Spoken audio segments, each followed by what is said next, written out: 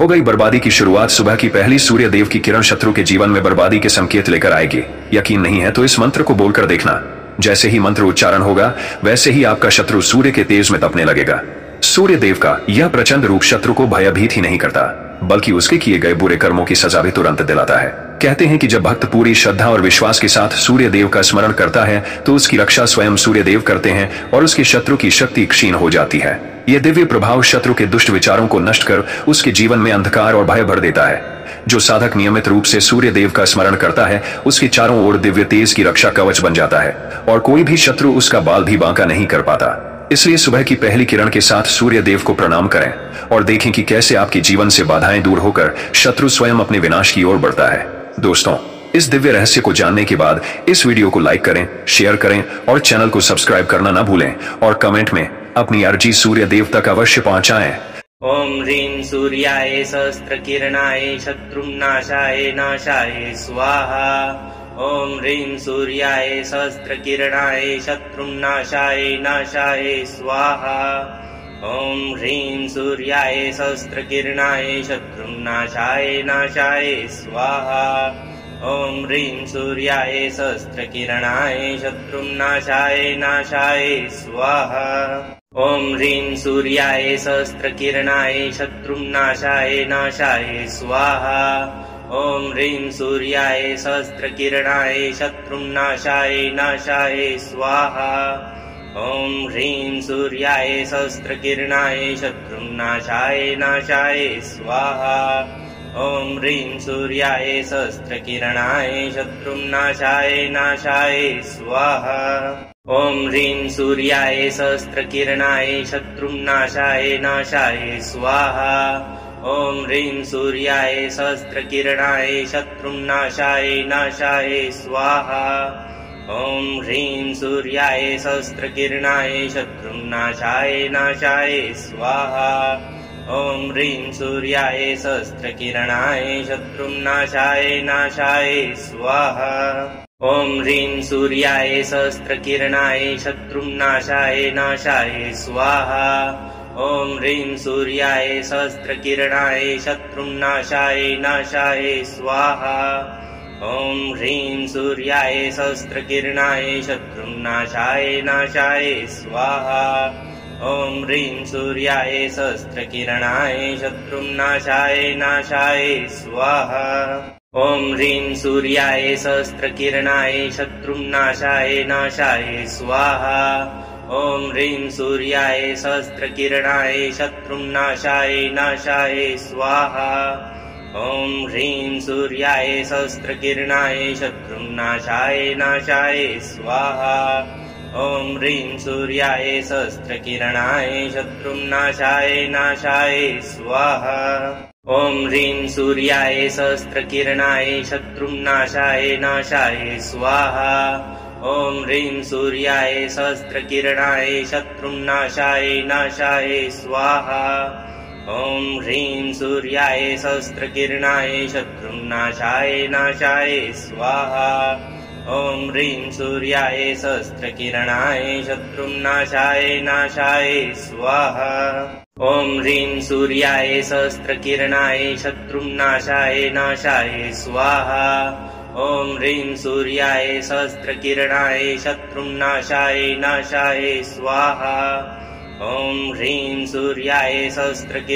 शत्रुनाशाय नाशाय स्वाहा। ओम ह्रीं सूर्याय सहस्त्रकिरणाय शत्रुनाशाय नाशाय स्वाहा। ओम ह्रीं सूर्याय सहस्त्रकिरणाय शत्रुनाशाय नाशाय स्वाहा। ओम ह्रीं सूर्याय सहस्त्रकिरणाय शत्रुनाशाय नाशाय स्वाहा। ओम ह्रीं सूर्याय सहस्त्रकिरणाय शत्रुनाशाय नाशाय स्वाहा। ओम ह्रीं सूर्याय सहस्त्रकिरणाय शत्रुनाशाय नाशाय स्वाहा। ओम ह्रीं सूर्याय सहस्त्रकिरणाय शत्रुनाशाय नाशाय स्वाहा। ओम ह्रीं सूर्याय सहस्त्रकिरणाय शत्रुनाशाय नाशाय स्वाहा। ओम ह्रीं सूर्याय सहस्त्रकिरणाय शत्रुनाशाय नाशाय स्वाहा। ॐ ह्रीं सूर्याय सहस्रकिरणाय शत्रुनाशाय नाशाय स्वाहा। ॐ ह्रीं सूर्याय सहस्रकिरणाय शत्रुनाशाय नाशाय स्वाहा। ॐ ह्रीं सूर्याय सहस्रकिरणाय शत्रुनाशाय नाशाय स्वाहा। ॐ ह्रीं सूर्याय सहस्रकिरणाय शत्रुनाशाय नाशाय स्वाहा। ॐ ह्रीं सूर्याय सहस्रकिरणाय शत्रुनाशाय नाशाय स्वाहा। ॐ ह्रीं सूर्याय सहस्रकिरणाय शत्रुनाशाय नाशाय स्वाहा। ॐ ह्रीं सूर्याय सहस्रकिरणाय शत्रुनाशाय नाशाय स्वाहा। ॐ ह्रीं सूर्याय सहस्रकिरणाय शत्रुनाशाय नाशाय स्वाहा। ॐ ह्रीं सूर्याय सहस्रकिरणाय शत्रुनाशाय नाशाय स्वाहा। ॐ ह्रीं सूर्याय सहस्रकिरणाय शत्रुनाशाय नाशाय स्वाहा। ॐ ह्रीं सूर्याय सहस्रकिरणाय शत्रुनाशाय नाशाय स्वाहा।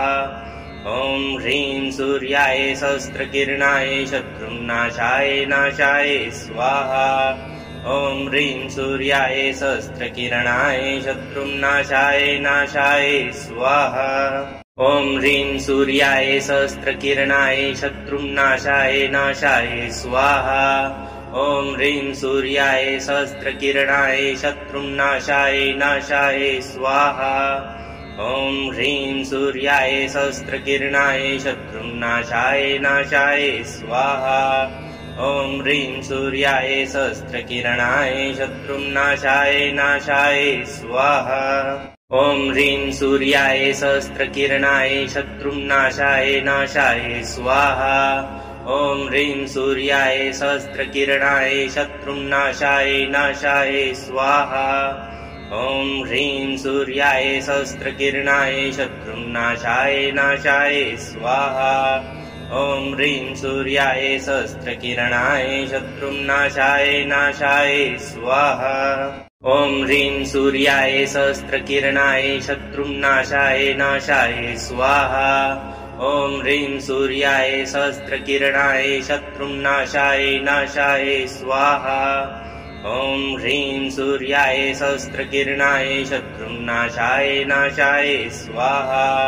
ॐ ह्रीं सूर्याय सहस्रकिरणाय शत्रुनाशाय नाशाय स्वाहा। ॐ ह्रीं सूर्याय सहस्रकिरणाय शत्रुनाशाय नाशाय स्वाहा। ॐ ह्रीं सूर्याय सहस्रकिरणाय शत्रुनाशाय नाशाय स्वाहा। ॐ ह्रीं सूर्याय सहस्रकिरणाय शत्रुनाशाय नाशाय स्वाहा। ॐ ह्रीं सूर्याय सहस्रकिरणाय शत्रुनाशाय नाशाय स्वाहा। ॐ ह्रीं सूर्याय सहस्रकिरणाय शत्रुनाशाय नाशाय स्वाहा। ॐ ह्रीं सूर्याय सहस्रकिरणाय शत्रुनाशाय नाशाय स्वाहा। ॐ ह्रीं सूर्याय सहस्रकिरणाय शत्रुनाशाय नाशाय स्वाहा। ॐ ह्रीं सूर्याय सहस्रकिरणाय शत्रुनाशाय नाशाय स्वाहा। ॐ ह्रीं सूर्याय सहस्रकिरणाय शत्रुनाशाय नाशाय स्वाहा। ॐ ह्रीं सूर्याय सहस्रकिरणाय शत्रुनाशाय नाशाय स्वाहा। ॐ ह्रीं सूर्याय सहस्रकिरणाय शत्रुनाशाय नाशाय स्वाहा। ॐ ह्रीं सूर्याय सहस्रकिरणाय शत्रुनाशाय नाशाय स्वाहा।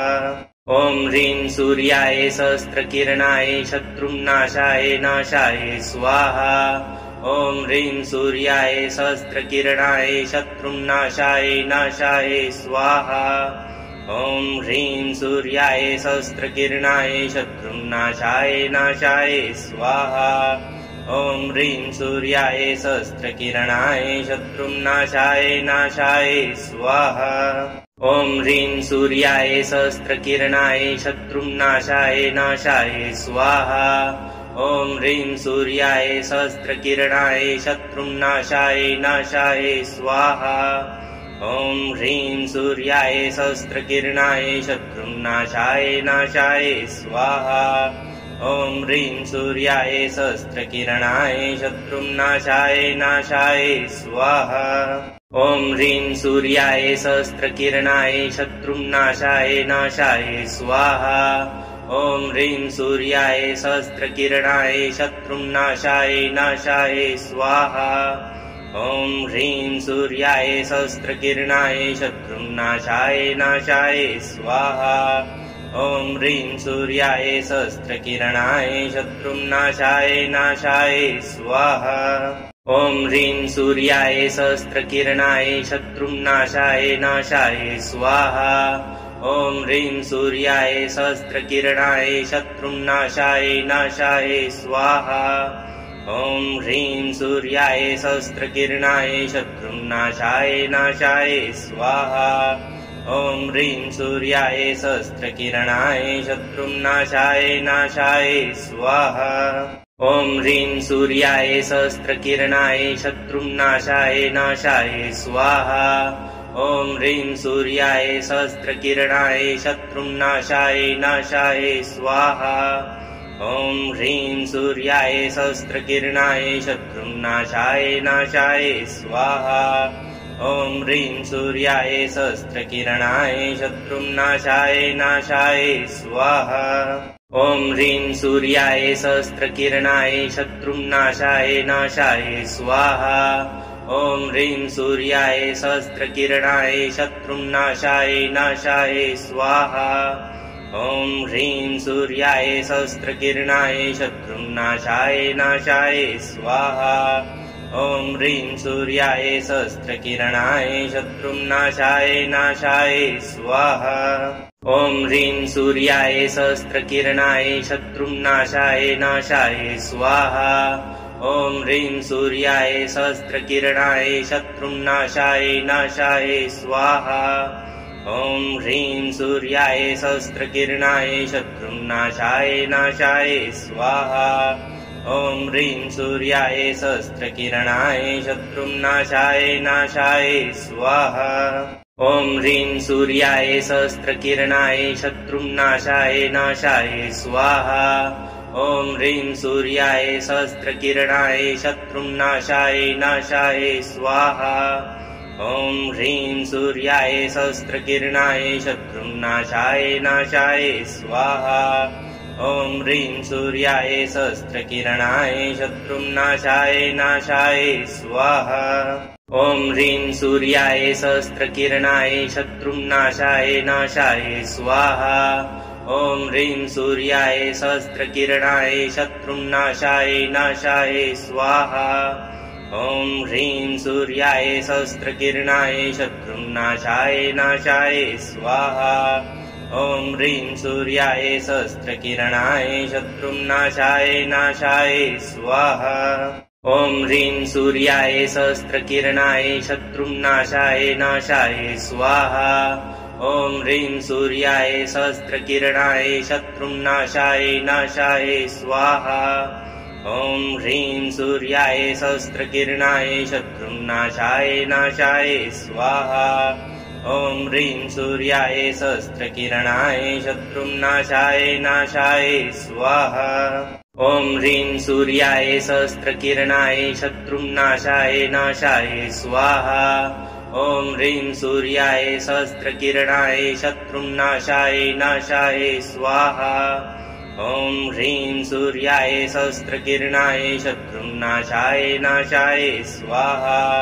ॐ ह्रीं सूर्याय सहस्रकिरणाय शत्रुनाशाय नाशाय स्वाहा। ॐ ह्रीं सूर्याय सहस्रकिरणाय शत्रुनाशाय नाशाय स्वाहा। ॐ ह्रीं सूर्याय सहस्रकिरणाय शत्रुनाशाय नाशाय स्वाहा। ॐ ह्रीं सूर्याय सहस्रकिरणाय शत्रुनाशाय नाशाय स्वाहा। ॐ ह्रीं सूर्याय सहस्रकिरणाय शत्रुनाशाय नाशाय स्वाहा। ॐ ह्रीं सूर्याय सहस्रकिरणाय शत्रुनाशाय नाशाय स्वाहा। ॐ ह्रीं सूर्याय सहस्रकिरणाय शत्रुनाशाय नाशाय स्वाहा। ॐ ह्रीं सूर्याय सहस्रकिरणाय शत्रुनाशाय नाशाय स्वाहा। ॐ ह्रीं सूर्याय सहस्रकिरणाय शत्रुनाशाय नाशाय स्वाहा। ॐ ह्रीं सूर्याय सहस्रकिरणाय शत्रुनाशाय नाशाय स्वाहा। ॐ ह्रीं सूर्याय सहस्रकिरणाय शत्रुनाशाय नाशाय स्वाहा। ॐ ह्रीं सूर्याय सहस्रकिरणाय शत्रुनाशाय नाशाय स्वाहा। ॐ ह्रीं सूर्याय सहस्रकिरणाय शत्रुनाशाय नाशाय स्वाहा। ॐ ह्रीं सूर्याय सहस्रकिरणाय शत्रुनाशाय नाशाय स्वाहा। ॐ ह्रीं सूर्याय सहस्रकिरणाय शत्रुनाशाय नाशाय स्वाहा। ॐ ह्रीं सूर्याय सहस्रकिरणाय शत्रुनाशाय नाशाय स्वाहा। ॐ ह्रीं सूर्याय सहस्रकिरणाय शत्रुनाशाय नाशाय स्वाहा। ॐ ह्रीं सूर्याय सहस्रकिरणाय शत्रुनाशाय नाशाय स्वाहा। ॐ ह्रीं सूर्याय सहस्रकिरणाय शत्रुनाशाय नाशाय स्वाहा। ॐ ह्रीं सूर्याय सहस्रकिरणाय शत्रुनाशाय नाशाय स्वाहा। ॐ ह्रीं सूर्याय सहस्रकिरणाय शत्रुनाशाय नाशाय स्वाहा। ॐ ह्रीं सूर्याय सहस्रकिरणाय शत्रुनाशाय नाशाय स्वाहा। ॐ ह्रीं सूर्याय सहस्रकिरणाय शत्रुनाशाय नाशाय स्वाहा। ॐ ह्रीं सूर्याय सहस्रकिरणाय शत्रुनाशाय नाशाय स्वाहा। ॐ ह्रीं सूर्याय सहस्रकिरणाय शत्रुनाशाय नाशाय स्वाहा। ॐ ह्रीं सूर्याय सहस्रकिरणाय शत्रुनाशाय नाशाय स्वाहा। ॐ ह्रीं सूर्याय सहस्रकिरणाय शत्रुनाशाय नाशाय स्वाहा। ॐ ह्रीं सूर्याय सहस्रकिरणाय शत्रुनाशाय नाशाय स्वाहा। ॐ ह्रीं सूर्याय सहस्रकिरणाय शत्रुनाशाय नाशाय स्वाहा। ॐ ह्रीं सूर्याय सहस्रकिरणाय शत्रुनाशाय नाशाय स्वाहा। ॐ ह्रीं सूर्याय सहस्रकिरणाय शत्रुनाशाय नाशाय स्वाहा। ॐ ह्रीं सूर्याय सहस्रकिरणाय शत्रुनाशाय नाशाय स्वाहा। ॐ ह्रीं सूर्याय सहस्रकिरणाय शत्रुनाशाय नाशाय स्वाहा। ॐ ह्रीं सूर्याय सहस्रकिरणाय शत्रुनाशाय नाशाय स्वाहा।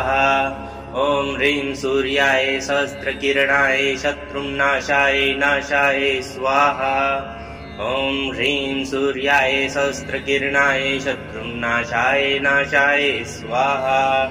ॐ ह्रीं सूर्याय सहस्रकिरणाय शत्रुनाशाय नाशाय स्वाहा। ॐ ह्रीं सूर्याय सहस्रकिरणाय शत्रुनाशाय नाशाय स्वाहा। ॐ ह्रीं सूर्याय सहस्रकिरणाय शत्रुनाशाय नाशाय स्वाहा। ॐ ह्रीं सूर्याय सहस्रकिरणाय शत्रुनाशाय नाशाय स्वाहा। ॐ ह्रीं सूर्याय सहस्रकिरणाय शत्रुनाशाय नाशाय स्वाहा। ॐ ह्रीं सूर्याय सहस्रकिरणाय शत्रुनाशाय नाशाय स्वाहा। ॐ ह्रीं सूर्याय सहस्रकिरणाय शत्रुनाशाय नाशाय स्वाहा। ॐ ह्रीं सूर्याय सहस्रकिरणाय शत्रुनाशाय नाशाय स्वाहा। ॐ ह्रीं सूर्याय सहस्रकिरणाय शत्रुनाशाय नाशाय स्वाहा। ॐ ह्रीं सूर्याय सहस्रकिरणाय शत्रुनाशाय नाशाय स्वाहा। ॐ ह्रीं सूर्याय सहस्रकिरणाय शत्रुनाशाय नाशाय स्वाहा।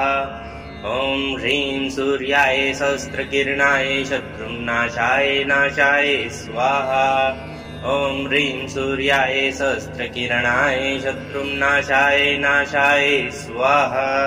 ॐ ह्रीं सूर्याय सहस्रकिरणाय शत्रुनाशाय नाशाय स्वाहा। ॐ ह्रीं सूर्याय सहस्रकिरणाय शत्रुनाशाय नाशाय स्वाहा। ॐ ह्रीं सूर्याय सहस्रकिरणाय शत्रुनाशाय नाशाय स्वाहा।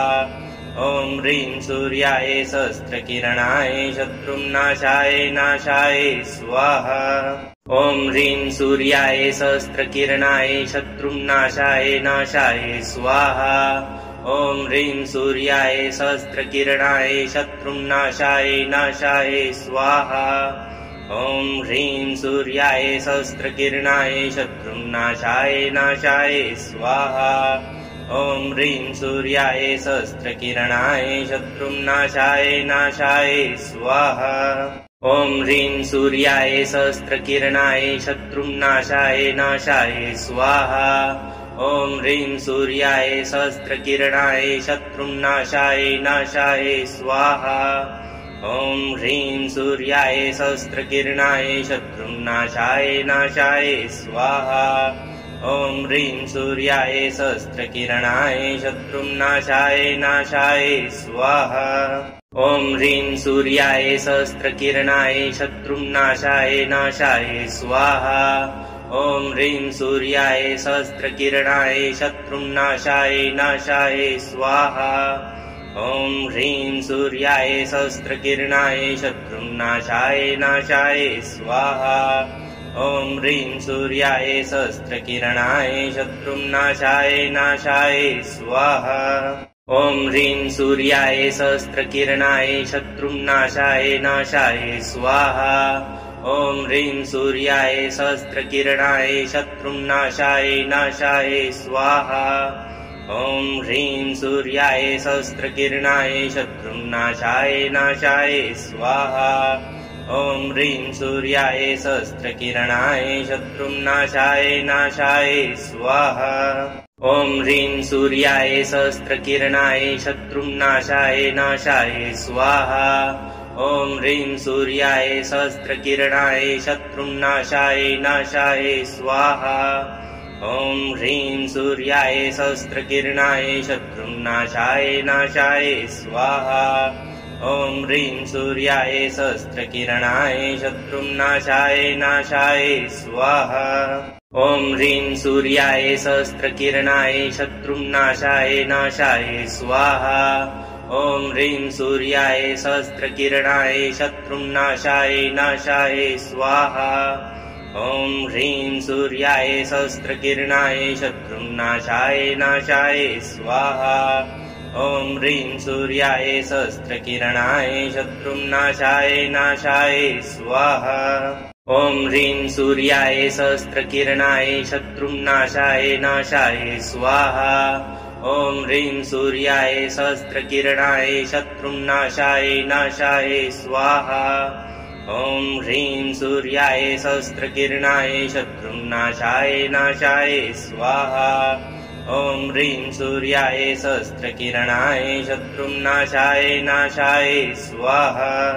ॐ ह्रीं सूर्याय सहस्रकिरणाय शत्रुनाशाय नाशाय स्वाहा।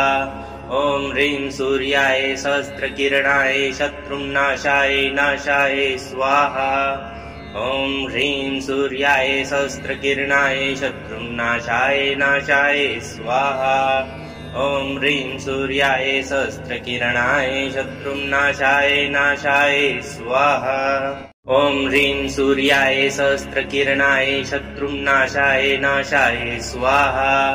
ॐ ह्रीं सूर्याय सहस्रकिरणाय शत्रुनाशाय नाशाय स्वाहा।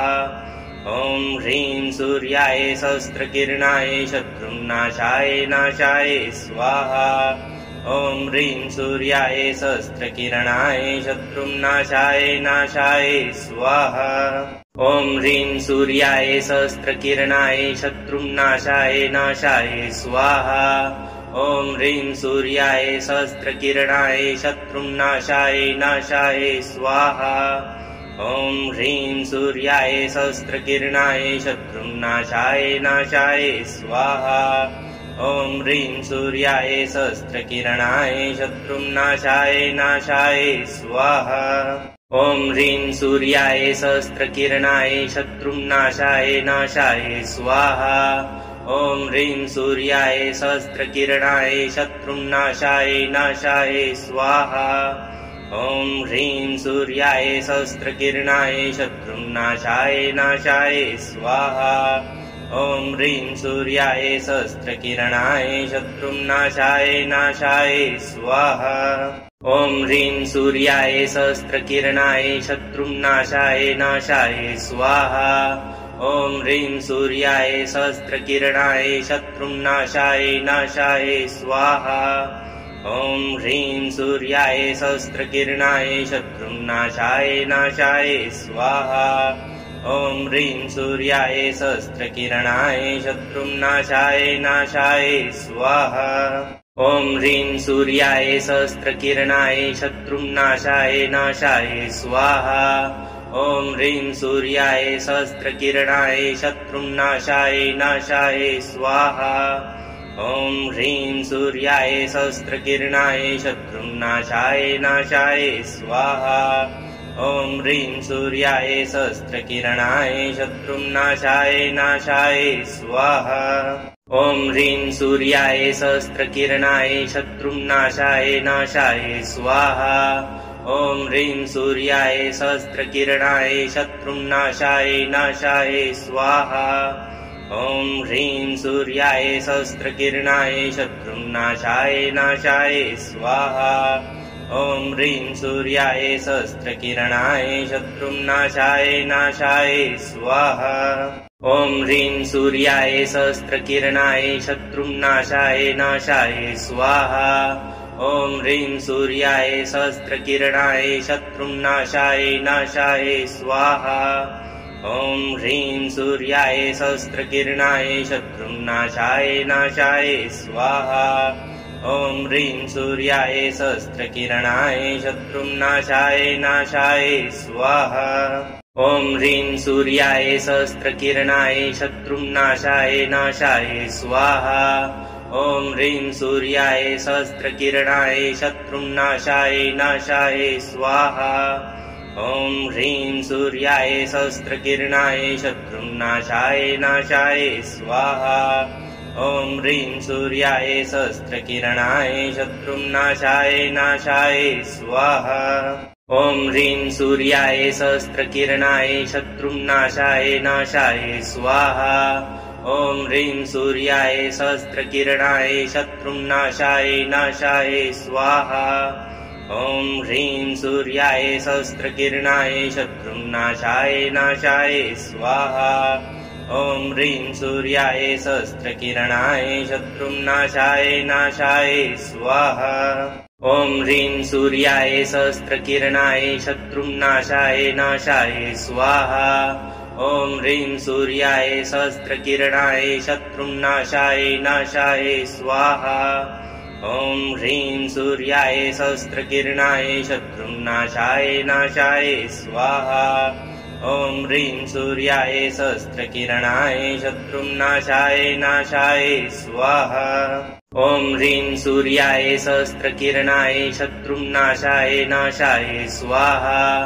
ॐ ह्रीं सूर्याय सहस्रकिरणाय शत्रुनाशाय नाशाय स्वाहा। ॐ ह्रीं सूर्याय सहस्रकिरणाय शत्रुनाशाय नाशाय स्वाहा। ॐ ह्रीं सूर्याय सहस्रकिरणाय शत्रुनाशाय नाशाय स्वाहा। ॐ ह्रीं सूर्याय सहस्रकिरणाय शत्रुनाशाय नाशाय स्वाहा। ॐ ह्रीं सूर्याय सहस्रकिरणाय शत्रुनाशाय नाशाय स्वाहा। ॐ ह्रीं सूर्याय सहस्रकिरणाय शत्रुनाशाय नाशाय स्वाहा। ॐ ह्रीं सूर्याय सहस्रकिरणाय शत्रुनाशाय नाशाय स्वाहा। ॐ ह्रीं सूर्याय सहस्रकिरणाय शत्रुनाशाय नाशाय स्वाहा। ॐ ह्रीं सूर्याय सहस्रकिरणाय शत्रुनाशाय नाशाय स्वाहा। ॐ ह्रीं सूर्याय सहस्रकिरणाय शत्रुनाशाय नाशाय स्वाहा। ॐ ह्रीं सूर्याय सहस्रकिरणाय शत्रुनाशाय नाशाय स्वाहा। ॐ ह्रीं सूर्याय सहस्रकिरणाय शत्रुनाशाय नाशाय स्वाहा। ॐ ह्रीं सूर्याय सहस्रकिरणाय शत्रुनाशाय नाशाय स्वाहा। ॐ ह्रीं सूर्याय सहस्रकिरणाय शत्रुनाशाय नाशाय स्वाहा। ॐ ह्रीं सूर्याय सहस्रकिरणाय शत्रुनाशाय नाशाय स्वाहा। ॐ ह्रीं सूर्याय सहस्रकिरणाय शत्रुनाशाय नाशाय स्वाहा। ॐ ह्रीं सूर्याय सहस्रकिरणाय शत्रुनाशाय नाशाय स्वाहा। ॐ ह्रीं सूर्याय सहस्रकिरणाय शत्रुनाशाय नाशाय स्वाहा। ॐ ह्रीं सूर्याय सहस्रकिरणाय शत्रुनाशाय नाशाय स्वाहा। ॐ ह्रीं सूर्याय सहस्रकिरणाय शत्रुनाशाय नाशाय स्वाहा। ॐ ह्रीं सूर्याय सहस्रकिरणाय शत्रुनाशाय नाशाय स्वाहा। ॐ ह्रीं सूर्याय सहस्रकिरणाय शत्रुनाशाय नाशाय स्वाहा। ॐ ह्रीं सूर्याय सहस्रकिरणाय शत्रुनाशाय नाशाय स्वाहा। ॐ ह्रीं सूर्याय सहस्रकिरणाय शत्रुनाशाय नाशाय स्वाहा। ॐ ह्रीं सूर्याय सहस्रकिरणाय शत्रुनाशाय नाशाय स्वाहा। ॐ ह्रीं सूर्याय सहस्रकिरणाय शत्रुनाशाय नाशाय स्वाहा। ॐ ह्रीं सूर्याय सहस्रकिरणाय शत्रुनाशाय नाशाय स्वाहा। ॐ ह्रीं सूर्याय सहस्रकिरणाय शत्रुनाशाय नाशाय स्वाहा। ॐ ह्रीं सूर्याय सहस्रकिरणाय शत्रुनाशाय नाशाय स्वाहा। ॐ ह्रीं सूर्याय सहस्रकिरणाय शत्रुनाशाय नाशाय स्वाहा। ॐ ह्रीं सूर्याय सहस्रकिरणाय शत्रुनाशाय नाशाय स्वाहा। ॐ ह्रीं सूर्याय सहस्रकिरणाय शत्रुनाशाय नाशाय स्वाहा। ॐ ह्रीं सूर्याय सहस्रकिरणाय शत्रुनाशाय नाशाय स्वाहा। ॐ ह्रीं सूर्याय सहस्रकिरणाय शत्रुनाशाय नाशाय स्वाहा। ॐ ह्रीं सूर्याय सहस्रकिरणाय शत्रुनाशाय नाशाय स्वाहा। ॐ ह्रीं सूर्याय सहस्रकिरणाय शत्रुनाशाय नाशाय स्वाहा। ॐ ह्रीं सूर्याय सहस्रकिरणाय शत्रुनाशाय नाशाय स्वाहा। ॐ ह्रीं सूर्याय सहस्रकिरणाय शत्रुनाशाय नाशाय स्वाहा। ॐ ह्रीं सूर्याय सहस्रकिरणाय शत्रुनाशाय नाशाय स्वाहा। ॐ ह्रीं सूर्याय सहस्रकिरणाय शत्रुनाशाय नाशाय स्वाहा। ॐ ह्रीं सूर्याय सहस्रकिरणाय शत्रुनाशाय नाशाय स्वाहा।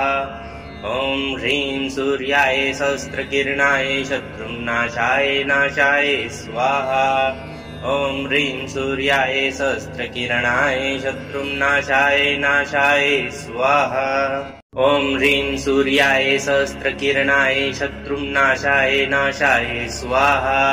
ॐ ह्रीं सूर्याय सहस्रकिरणाय शत्रुनाशाय नाशाय स्वाहा। ॐ ह्रीं सूर्याय सहस्रकिरणाय शत्रुनाशाय नाशाय स्वाहा। ॐ ह्रीं सूर्याय सहस्रकिरणाय शत्रुनाशाय नाशाय स्वाहा। ॐ ह्रीं सूर्याय सहस्रकिरणाय शत्रुनाशाय नाशाय स्वाहा। ॐ ह्रीं सूर्याय सहस्रकिरणाय शत्रुनाशाय नाशाय स्वाहा।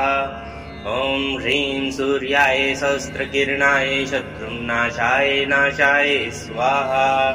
ॐ ह्रीं सूर्याय सहस्रकिरणाय शत्रुनाशाय नाशाय स्वाहा। ॐ ह्रीं सूर्याय सहस्रकिरणाय शत्रुनाशाय नाशाय स्वाहा। ॐ ह्रीं सूर्याय सहस्रकिरणाय शत्रुनाशाय नाशाय स्वाहा। ॐ ह्रीं सूर्याय सहस्रकिरणाय शत्रुनाशाय नाशाय स्वाहा। ॐ ह्रीं सूर्याय सहस्रकिरणाय शत्रुनाशाय नाशाय स्वाहा। ॐ ह्रीं सूर्याय सहस्रकिरणाय शत्रुनाशाय नाशाय स्वाहा। ॐ ह्रीं सूर्याय सहस्रकिरणाय शत्रुनाशाय नाशाय स्वाहा। ॐ ह्रीं सूर्याय सहस्रकिरणाय शत्रुनाशाय नाशाय स्वाहा। ॐ ह्रीं सूर्याय सहस्रकिरणाय शत्रुनाशाय नाशाय स्वाहा। ॐ ह्रीं सूर्याय सहस्रकिरणाय शत्रुनाशाय नाशाय स्वाहा। ॐ ह्रीं सूर्याय सहस्रकिरणाय शत्रुनाशाय नाशाय स्वाहा। ॐ ह्रीं सूर्याय सहस्रकिरणाय शत्रुनाशाय नाशाय स्वाहा। ॐ ह्रीं सूर्याय सहस्रकिरणाय शत्रुनाशाय नाशाय स्वाहा। ॐ ह्रीं सूर्याय सहस्रकिरणाय शत्रुनाशाय नाशाय स्वाहा। ॐ ह्रीं सूर्याय सहस्रकिरणाय शत्रुनाशाय नाशाय स्वाहा। ॐ ह्रीं सूर्याय सहस्रकिरणाय शत्रुनाशाय नाशाय स्वाहा। ॐ ह्रीं सूर्याय सहस्रकिरणाय शत्रुनाशाय नाशाय स्वाहा। ॐ ह्रीं सूर्याय सहस्रकिरणाय शत्रुनाशाय नाशाय स्वाहा। ॐ ह्रीं सूर्याय सहस्रकिरणाय शत्रुनाशाय नाशाय स्वाहा। ॐ ह्रीं सूर्याय सहस्रकिरणाय शत्रुनाशाय नाशाय स्वाहा। ॐ ह्रीं सूर्याय सहस्रकिरणाय शत्रुनाशाय नाशाय स्वाहा। ॐ ह्रीं सूर्याय सहस्रकिरणाय शत्रुनाशाय नाशाय स्वाहा। ॐ ह्रीं सूर्याय सहस्रकिरणाय शत्रुनाशाय नाशाय स्वाहा। ॐ ह्रीं सूर्याय सहस्रकिरणाय शत्रुनाशाय नाशाय स्वाहा। ॐ ह्रीं सूर्याय सहस्रकिरणाय शत्रुनाशाय नाशाय स्वाहा। ॐ ह्रीं सूर्याय सहस्रकिरणाय शत्रुनाशाय नाशाय स्वाहा। ॐ ह्रीं सूर्याय सहस्रकिरणाय शत्रुनाशाय नाशाय स्वाहा। ॐ ह्रीं सूर्याय सहस्रकिरणाय शत्रुनाशाय नाशाय स्वाहा। ॐ ह्रीं सूर्याय सहस्रकिरणाय शत्रुनाशाय नाशाय स्वाहा। ॐ ह्रीं सूर्याय सहस्रकिरणाय शत्रुनाशाय नाशाय स्वाहा। ॐ ह्रीं सूर्याय सहस्रकिरणाय शत्रुनाशाय नाशाय स्वाहा। ॐ ह्रीं सूर्याय सहस्रकिरणाय शत्रुनाशाय नाशाय स्वाहा। ॐ ह्रीं सूर्याय सहस्रकिरणाय शत्रुनाशाय नाशाय स्वाहा। ॐ ह्रीं सूर्याय सहस्रकिरणाय शत्रुनाशाय नाशाय स्वाहा। ॐ ह्रीं सूर्याय सहस्रकिरणाय शत्रुनाशाय नाशाय स्वाहा। ॐ ह्रीं सूर्याय सहस्रकिरणाय शत्रुनाशाय नाशाय स्वाहा। ॐ ह्रीं सूर्याय सहस्रकिरणाय शत्रुनाशाय नाशाय स्वाहा। ॐ ह्रीं सूर्याय सहस्रकिरणाय शत्रुनाशाय नाशाय स्वाहा। ॐ ह्रीं सूर्याय सहस्रकिरणाय शत्रुनाशाय नाशाय स्वाहा। ॐ ह्रीं सूर्याय सहस्रकिरणाय शत्रुनाशाय नाशाय स्वाहा। ॐ ह्रीं सूर्याय सहस्रकिरणाय शत्रुनाशाय नाशाय स्वाहा। ॐ ह्रीं सूर्याय सहस्रकिरणाय शत्रुनाशाय नाशाय स्वाहा। ॐ ह्रीं सूर्याय सहस्रकिरणाय शत्रुनाशाय नाशाय स्वाहा। ॐ ह्रीं सूर्याय सहस्रकिरणाय शत्रुनाशाय नाशाय स्वाहा। ॐ ह्रीं सूर्याय सहस्रकिरणाय शत्रुनाशाय नाशाय स्वाहा। ॐ ह्रीं सूर्याय सहस्रकिरणाय शत्रुनाशाय नाशाय स्वाहा। ॐ ह्रीं सूर्याय सहस्रकिरणाय शत्रुनाशाय नाशाय स्वाहा। ॐ ह्रीं सूर्याय सहस्रकिरणाय शत्रुनाशाय नाशाय स्वाहा। ॐ ह्रीं सूर्याय सहस्रकिरणाय शत्रुनाशाय नाशाय स्वाहा। ॐ ह्रीं सूर्याय सहस्रकिरणाय शत्रुनाशाय नाशाय स्वाहा। ॐ ह्रीं सूर्याय सहस्रकिरणाय शत्रुनाशाय नाशाय स्वाहा। ॐ ह्रीं सूर्याय सहस्रकिरणाय शत्रुनाशाय नाशाय स्वाहा। ॐ ह्रीं सूर्याय सहस्रकिरणाय शत्रुनाशाय नाशाय स्वाहा। ॐ ह्रीं सूर्याय सहस्रकिरणाय शत्रुनाशाय नाशाय स्वाहा। ॐ ह्रीं सूर्याय सहस्रकिरणाय शत्रुनाशाय नाशाय स्वाहा।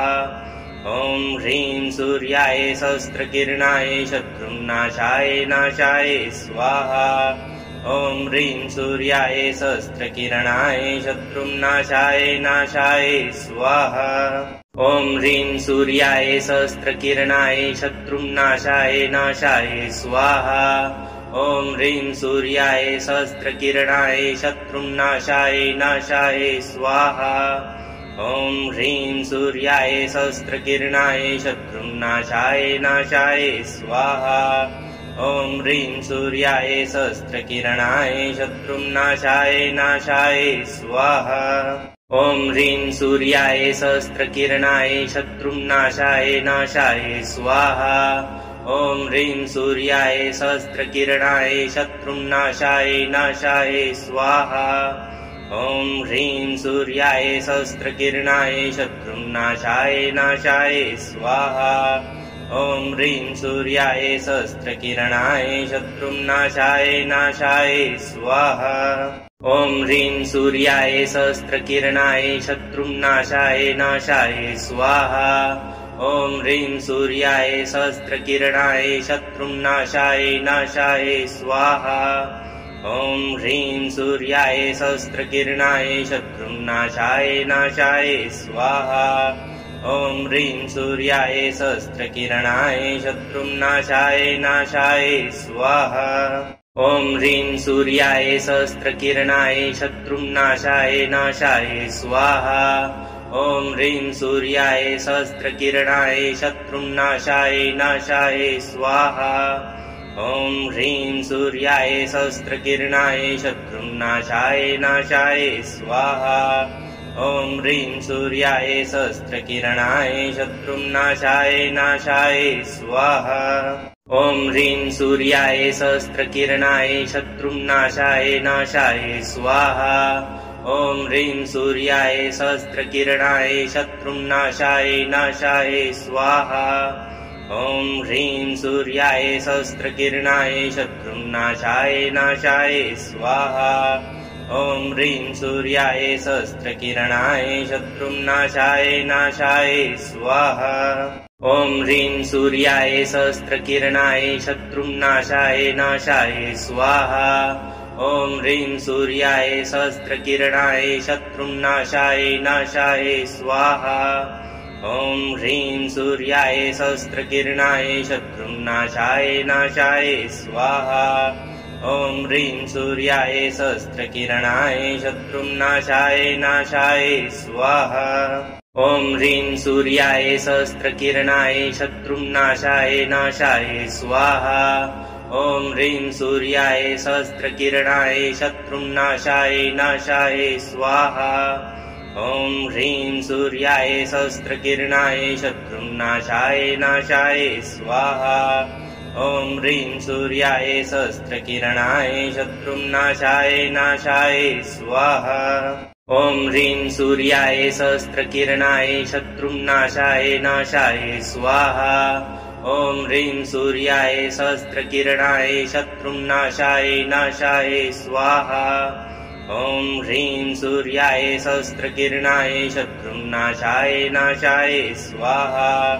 ॐ ह्रीं सूर्याय सहस्रकिरणाय शत्रुं नाशाय स्वाहा ॐ ह्रीं सूर्याय सहस्रकिरणाय शत्रुं नाशाय स्वाहा ॐ ह्रीं सूर्याय सहस्रकिरणाय शत्रुं नाशाय स्वाहा ॐ ह्रीं सूर्याय सहस्रकिरणाय शत्रुं नाशाय स्वाहा ॐ ह्रीं सूर्याय सहस्रकिरणाय शत्रुं नाशाय स्वाहा ॐ ह्रीं सूर्याय सहस्रकिरणाय शत्रुं नाशाय स्वाहा ॐ ह्रीं सूर्याय सहस्रकिरणाय शत्रुं नाशाय स्वाहा ॐ ह्रीं सूर्याय सहस्रकिरणाय शत्रुं नाशाय स्वाहा ॐ ह्रीं सूर्याय सहस्रकिरणाय शत्रुं नाशाय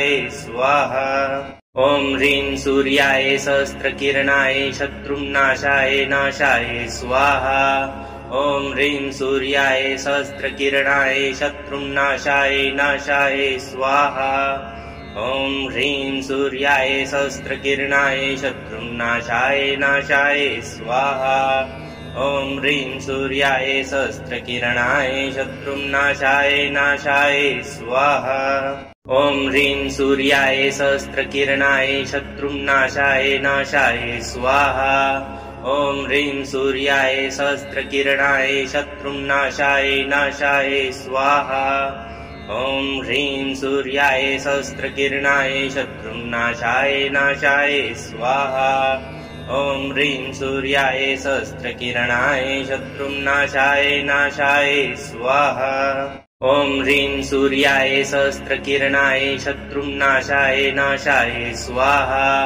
ॐ ह्रीं सूर्याय सहस्रकिरणाय शत्रुं नाशाय स्वाहा ॐ ह्रीं सूर्याय सहस्रकिरणाय शत्रुं नाशाय स्वाहा ॐ ह्रीं सूर्याय सहस्रकिरणाय शत्रुं नाशाय स्वाहा ॐ ह्रीं सूर्याय सहस्रकिरणाय शत्रुं नाशाय स्वाहा ॐ ह्रीं सूर्याय सहस्रकिरणाय शत्रुं नाशाय स्वाहा ॐ ह्रीं सूर्याय सहस्रकिरणाय शत्रुं नाशाय स्वाहा ॐ ह्रीं सूर्याय सहस्रकिरणाय शत्रुं नाशाय स्वाहा ॐ ह्रीं सूर्याय सहस्रकिरणाय शत्रुं नाशाय स्वाहा ॐ ह्रीं सूर्याय सहस्रकिरणाय शत्रुं नाशाय स्वाहा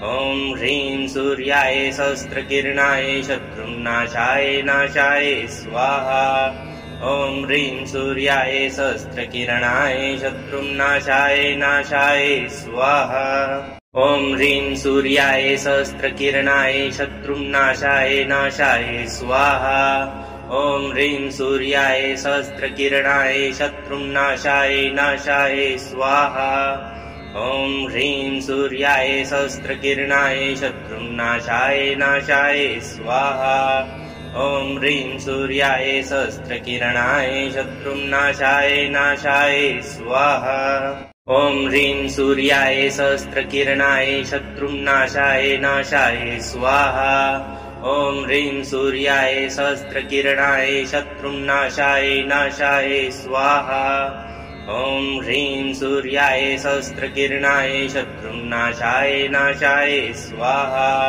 ॐ ह्रीं सूर्याय सहस्रकिरणाय शत्रुं नाशाय स्वाहा ॐ ह्रीं सूर्याय सहस्रकिरणाय शत्रुं नाशाय स्वाहा ॐ ह्रीं सूर्याय सहस्रकिरणाय शत्रुं नाशाय स्वाहा ॐ ह्रीं सूर्याय सहस्रकिरणाय शत्रुं नाशाय स्वाहा ॐ ह्रीं सूर्याय सहस्रकिरणाय शत्रुं नाशाय स्वाहा ॐ ह्रीं सूर्याय सहस्रकिरणाय शत्रुं नाशाय स्वाहा ॐ ह्रीं सूर्याय सहस्रकिरणाय शत्रुं नाशाय स्वाहा ॐ ह्रीं सूर्याय सहस्रकिरणाय शत्रुं नाशाय नाशाय स्वाहा। ॐ ह्रीं सूर्याय सहस्रकिरणाय शत्रुं नाशाय नाशाय स्वाहा। ॐ ह्रीं सूर्याय सहस्रकिरणाय शत्रुं नाशाय नाशाय स्वाहा। ॐ ह्रीं सूर्याय सहस्रकिरणाय शत्रुं नाशाय नाशाय स्वाहा।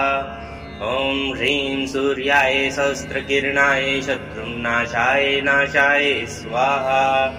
ॐ ह्रीं सूर्याय सहस्रकिरणाय शत्रुं नाशाय नाशाय स्वाहा। ॐ ह्रीं सूर्याय सहस्रकिरणाय शत्रुं नाशाय नाशाय स्वाहा।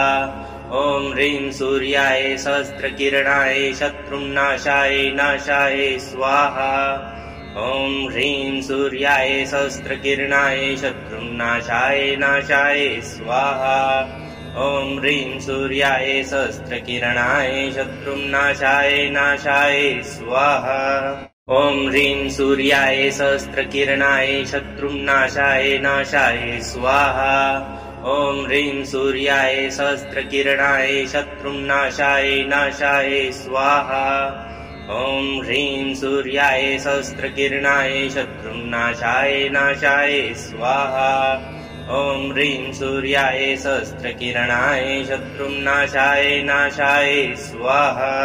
ॐ ह्रीं सूर्याय सहस्रकिरणाय शत्रुं नाशाय नाशाय स्वाहा। ॐ ह्रीं सूर्याय सहस्रकिरणाय शत्रुं नाशाय नाशाय स्वाहा। ॐ ह्रीं सूर्याय सहस्रकिरणाय शत्रुं नाशाय नाशाय स्वाहा। ॐ ह्रीं सूर्याय सहस्रकिरणाय शत्रुं नाशाय नाशाय स्वाहा। ॐ ह्रीं सूर्याय सहस्रकिरणाय शत्रुं नाशाय नाशाय स्वाहा। ॐ ह्रीं सूर्याय सहस्रकिरणाय शत्रुं नाशाय नाशाय स्वाहा। ॐ ह्रीं सूर्याय सहस्रकिरणाय शत्रुं नाशाय नाशाय स्वाहा। ॐ ह्रीं सूर्याय सहस्रकिरणाय शत्रुं नाशाय नाशाय स्वाहा। ॐ ह्रीं सूर्याय सहस्रकिरणाय शत्रुं नाशाय नाशाय स्वाहा।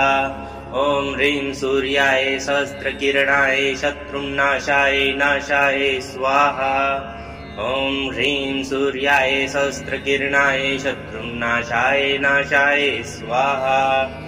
ॐ ह्रीं सूर्याय सहस्रकिरणाय शत्रुं नाशाय नाशाय स्वाहा। ॐ ह्रीं सूर्याय सहस्रकिरणाय शत्रुं नाशाय नाशाय स्वाहा। ॐ ह्रीं सूर्याय सहस्रकिरणाय शत्रुं नाशाय नाशाय स्वाहा। ॐ ह्रीं सूर्याय सहस्रकिरणाय शत्रुं नाशाय नाशाय स्वाहा।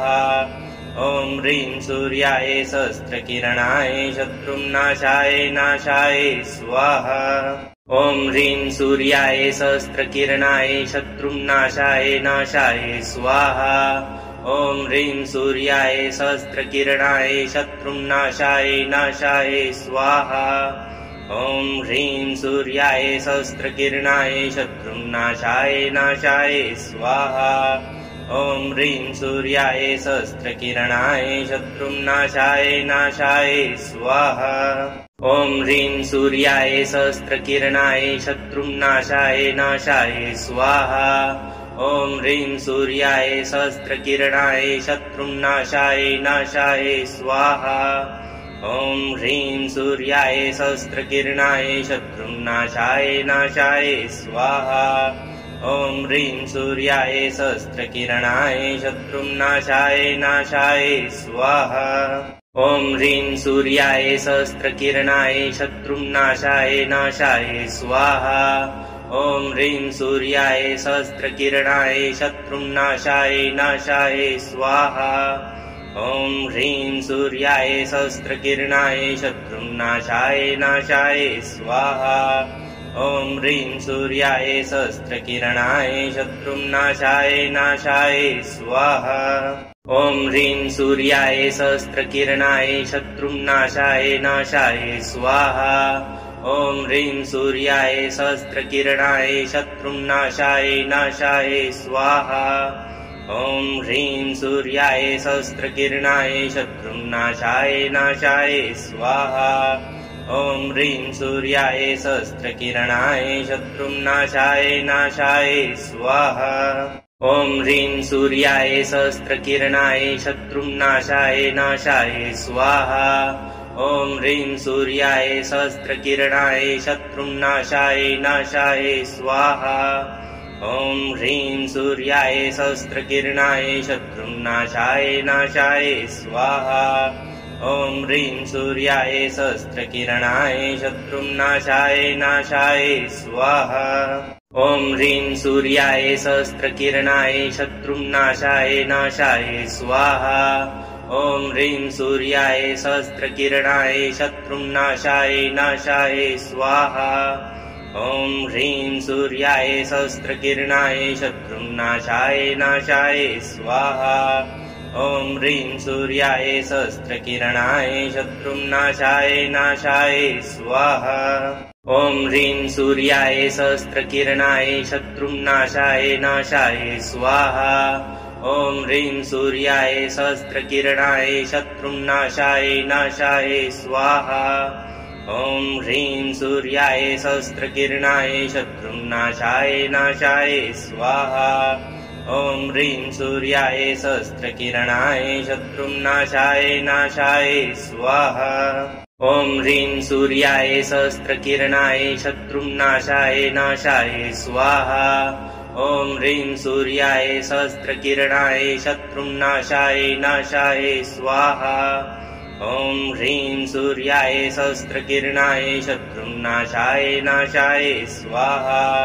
ॐ ह्रीं सूर्याय सहस्रकिरणाय शत्रुनाशाय नाशाय स्वाहा। ॐ ह्रीं सूर्याय सहस्रकिरणाय शत्रुनाशाय नाशाय स्वाहा। ॐ ह्रीं सूर्याय सहस्रकिरणाय शत्रुनाशाय नाशाय स्वाहा। ॐ ह्रीं सूर्याय सहस्रकिरणाय शत्रुनाशाय नाशाय स्वाहा। ॐ ह्रीं सूर्याय सहस्रकिरणाय शत्रुनाशाय नाशाय स्वाहा। ॐ ह्रीं सूर्याय सहस्रकिरणाय शत्रुनाशाय नाशाय स्वाहा। ॐ ह्रीं सूर्याय सहस्रकिरणाय शत्रुनाशाय नाशाय स्वाहा। ॐ ह्रीं सूर्याय सहस्रकिरणाय शत्रुनाशाय नाशाय स्वाहा। ॐ ह्रीं सूर्याय सहस्रकिरणाय शत्रुनाशाय नाशाय स्वाहा।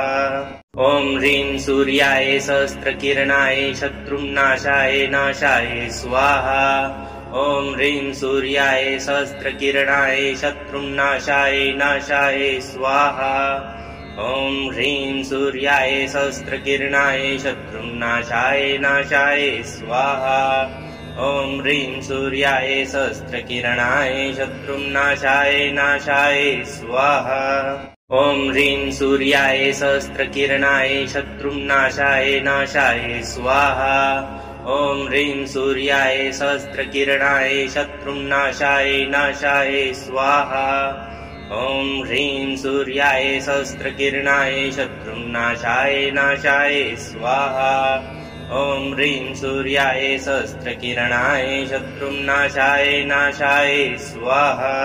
ॐ ह्रीं सूर्याय सहस्रकिरणाय शत्रुनाशाय नाशाय स्वाहा। ॐ ह्रीं सूर्याय सहस्रकिरणाय शत्रुनाशाय नाशाय स्वाहा। ॐ ह्रीं सूर्याय सहस्रकिरणाय शत्रुनाशाय नाशाय स्वाहा। ॐ ह्रीं सूर्याय सहस्रकिरणाय शत्रुनाशाय नाशाय स्वाहा। ॐ ह्रीं सूर्याय सहस्रकिरणाय शत्रुनाशाय नाशाय स्वाहा। ॐ ह्रीं सूर्याय सहस्रकिरणाय शत्रुनाशाय नाशाय स्वाहा। ॐ ह्रीं सूर्याय सहस्रकिरणाय शत्रुनाशाय नाशाय स्वाहा। ॐ ह्रीं सूर्याय सहस्रकिरणाय शत्रुनाशाय नाशाय स्वाहा। ॐ ह्रीं सूर्याय सहस्रकिरणाय शत्रुनाशाय नाशाय स्वाहा। ॐ ह्रीं सूर्याय सहस्रकिरणाय शत्रुनाशाय नाशाय स्वाहा। ॐ ह्रीं सूर्याय सहस्रकिरणाय शत्रुनाशाय नाशाय स्वाहा। ॐ ह्रीं सूर्याय सहस्रकिरणाय शत्रुनाशाय नाशाय स्वाहा। ॐ ह्रीं सूर्याय सहस्रकिरणाय शत्रुनाशाय नाशाय स्वाहा। ॐ ह्रीं सूर्याय सहस्रकिरणाय शत्रुनाशाय नाशाय स्वाहा। ॐ ह्रीं सूर्याय सहस्रकिरणाय शत्रुनाशाय नाशाय स्वाहा। ॐ ह्रीं सूर्याय सहस्रकिरणाय शत्रुनाशाय नाशाय स्वाहा। ॐ ह्रीं सूर्याय सहस्रकिरणाय शत्रुनाशाय नाशाय स्वाहा। ॐ ह्रीं सूर्याय सहस्रकिरणाय शत्रुनाशाय नाशाय स्वाहा। ॐ ह्रीं सूर्याय सहस्रकिरणाय शत्रुनाशाय नाशाय स्वाहा। ॐ ह्रीं सूर्याय सहस्रकिरणाय शत्रुनाशाय नाशाय स्वाहा। ॐ ह्रीं सूर्याय सहस्रकिरणाय शत्रुनाशाय नाशाय स्वाहा। ॐ ह्रीं सूर्याय सहस्रकिरणाय शत्रुनाशाय नाशाय स्वाहा। ॐ ह्रीं सूर्याय सहस्रकिरणाय शत्रुनाशाय नाशाय स्वाहा। ॐ ह्रीं सूर्याय सहस्रकिरणाय शत्रुनाशाय नाशाय स्वाहा। ॐ ह्रीं सूर्याय सहस्रकिरणाय शत्रुनाशाय नाशाय स्वाहा। ॐ ह्रीं सूर्याय सहस्रकिरणाय शत्रुनाशाय नाशाय स्वाहा। ॐ ह्रीं सूर्याय सहस्रकिरणाय शत्रुनाशाय नाशाय स्वाहा। ॐ ह्रीं सूर्याय सहस्रकिरणाय शत्रुनाशाय नाशाय स्वाहा। ॐ ह्रीं सूर्याय सहस्रकिरणाय शत्रुनाशाय नाशाय स्वाहा। ॐ ह्रीं सूर्याय सहस्रकिरणाय शत्रुनाशाय नाशाय स्वाहा। ॐ ह्रीं सूर्याय सहस्रकिरणाय शत्रुनाशाय नाशाय स्वाहा। ॐ ह्रीं सूर्याय सहस्रकिरणाय शत्रुनाशाय नाशाय स्वाहा। ॐ ह्रीं सूर्याय सहस्रकिरणाय शत्रुनाशाय नाशाय स्वाहा। ॐ ह्रीं सूर्याय सहस्रकिरणाय शत्रुनाशाय नाशाय स्वाहा। ॐ ह्रीं सूर्याय सहस्रकिरणाय शत्रुनाशाय नाशाय स्वाहा।